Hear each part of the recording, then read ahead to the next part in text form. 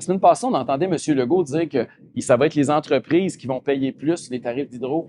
Je m'excuse, mais c'est un des rares avantages que les entreprises ont à venir investir au Québec.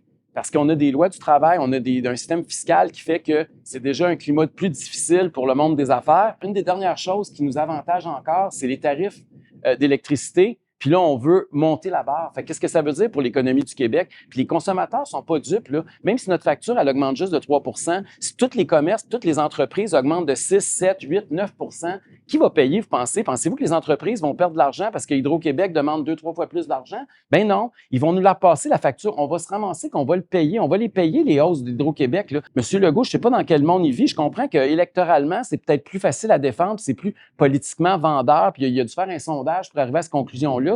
Mais la réalité, là, c'est que ce soit l'entreprise, le commerce ou l'industrie qui augmente les tarifs ou l'individu, ultimement, c'est tout le temps le contribuable qui va finir par se ramasser avec la facture.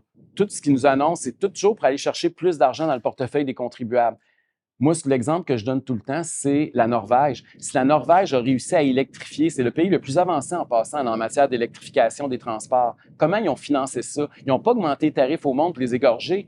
Ils se sont assurés de développer de façon responsable leurs hydrocarbures, puis ils ont fait des milliards en exploitant leurs hydrocarbures. Moi, ce que je dis, c'est si on veut financer le 185 milliards de dollars qu'Hydro demande aujourd'hui, il faut le financer à même l'exploitation de notre gaz naturel. On a la plus grosse réserve non exploitée au monde en dessous de nos pieds. Il est temps de creuser, d'en faire profiter l'ensemble des Québécois.